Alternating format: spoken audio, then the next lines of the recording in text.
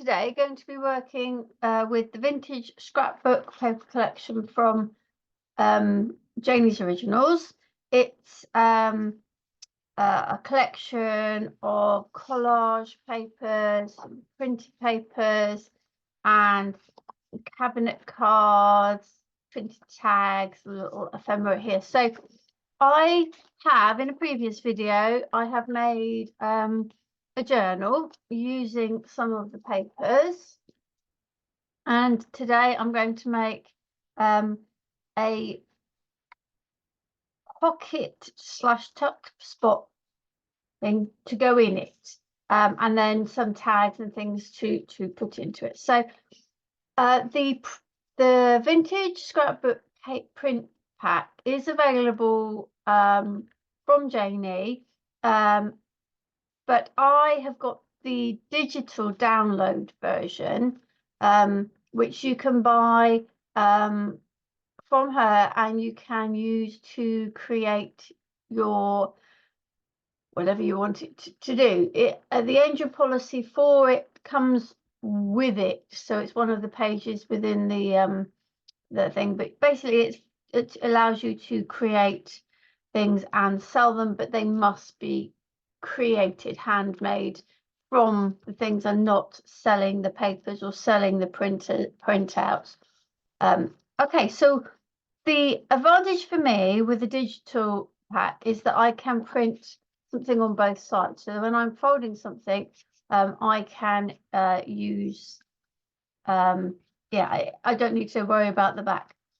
But that said, what I haven't done it for these. I could have done, but I'm going to mount these onto some Kraft card, and again, you can print these onto card if your printer will take card. If not, you can do like I'm doing, which is I'm going to stick them onto card, cut them out, and then I'm going to use another of the papers to maybe something like this for the back. We will see. So I'm going to start with making the actual the thing that's going to be your tuck spot / pockets, if you like. So I'm just grabbing my scoreboard, and I've got to be honest, I do tend to work in inches, but I know Janie always works in centimeters, so I am going to figure, and I'm going to use the centimeters side of my scoreboard here, and I'm going to score. Right, so I've got some, here we go, it's my score. So this, I should have said, this, when you print out, if I show you another piece, you get the white edge, unless you have the facility to do a full page print. If not, don't worry. But this will roughly, when you've cut it down, come to roughly 29 centimeters by 20 centimeters. So what I want to do is I want to score at 1 centimeter. Score 1 centimeter, and then at 7.5, and then again. So I'm just doing the measurements in my head. 7.5, 8. And then again at 17 there, and then I'm just going to flip it over, and I'm going to do another 1 centimeter on this side. Okay, right, let's hope that's worked. So now the point of these centimeter ones here is I'm going to fold them down behind, just to reinforce the edges of the paper. So, and I'll leave that one because I'm not sure which way it's going to go. So this, so done that one behind. This is going to fold over here. This is going to fold back Let me find my line that I scored there. It's going to go back there. Right, and then that one will go back behind here.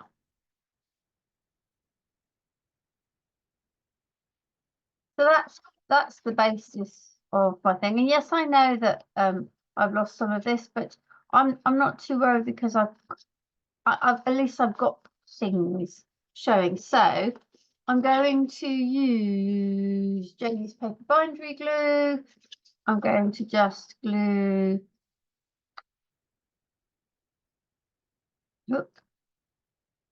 this edge down. Like I say, these are really because I've used 120 GSM paper, which is a nice weight, but it's still it is still paperweight. And then that one there. Okay. Now you can have one big pocket there and one big pocket there, two smaller, one big, two smaller, one big, or two smaller, two small there. So what I've decided, I think that I'm going to do is I'm going to have one big pocket here and two smaller ones here. So I'm going to start by sticking this part here. Because I want two smaller pockets. Now, again, you can decide where you want to split it. If you want it half and half, then if you mark it, oops, sorry, ribbon there. If you mark it there, which is what I'm going to do. So I'm going to put some glue there, some glue, try to see where my folder is there, and some glue there, and I'm going to fold that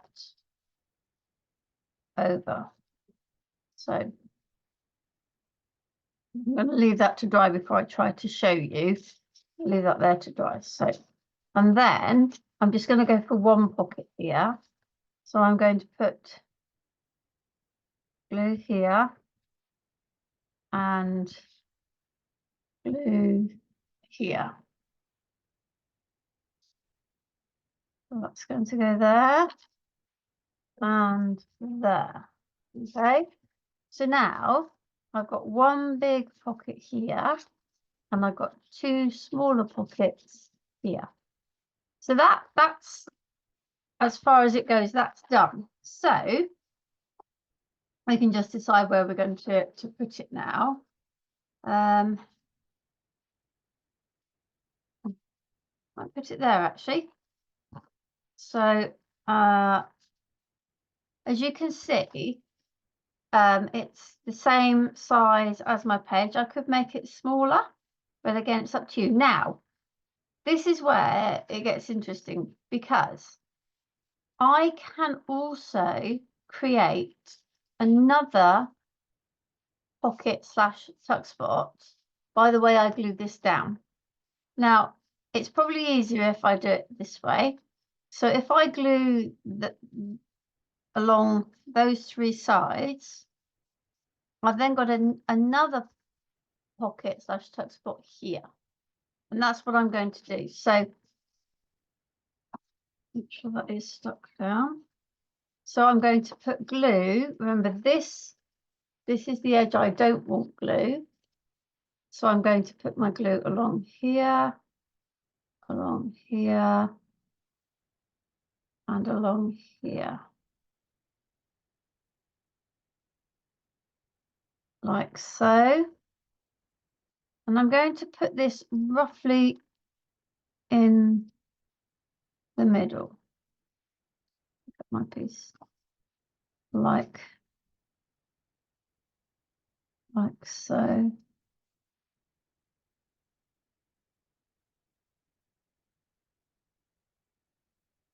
So there is our first step.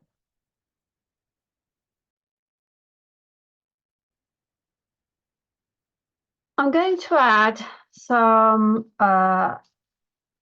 post-stitching onto the pocket that I've created, and I'm using Janie's, that's from the really useful range, Scruffy Stitches. So I'm going to just use this long one, so it's this one here, for the moment. And I'm going to use, I think, ground espresso. I think this one, I think, will show up a little better.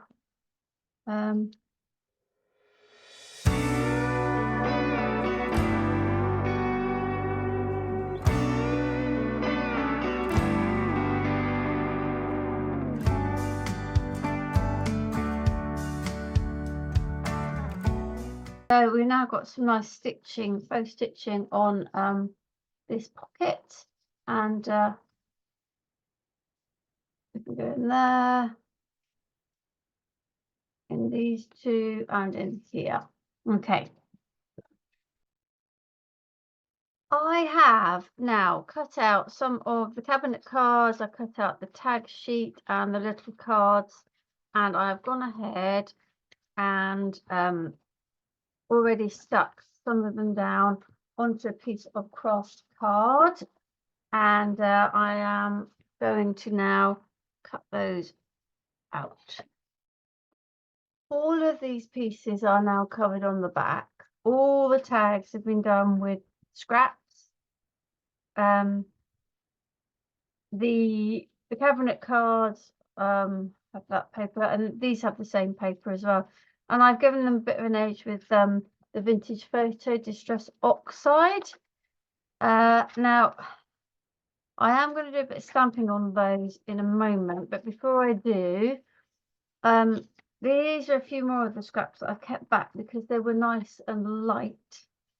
And I'm going to use some of the vintage ticket stamps to create some more ephemera. So these are great for, you can use them on backgrounds, but these are also really useful for actually creating ephemera. So I'm just going to pull that off. Some of them have come. I'm going to have this one. Right, so this is admit one. I think I'm going to stick with the ground espresso as my stamping ink. I think it's shows up better. So I'm going to stamp that. I now have all my little bits of ephemera, and my next thing I want to do is to do a little bit of stamping on these. And I'm going to use the lace elements stamp set to just add some detail. Now I'm thinking more of these little ones, particularly on the front, but I might use some of these on the back, but we'll see. I've now got all the stamping done on the front and the back, and I'm going to now add some of this this ephemera that I've created onto them, and so I'm just going to use Janie's glue, the paper bindery glue. So there we have my little kit page in my journal, and this is the reason why I always make my journals with a little bit of wiggle room. Okay, so in this here I've got my tag, And my cabinet card.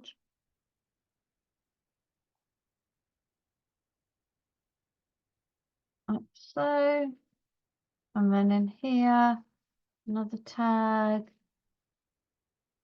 And another cabinet card. And then my two little pockets.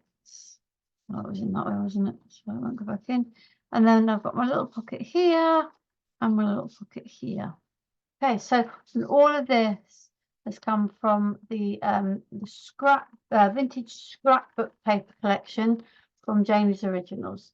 Thank you for joining me, and I will hopefully be back soon with another idea to add into my vintage scrapbook journal.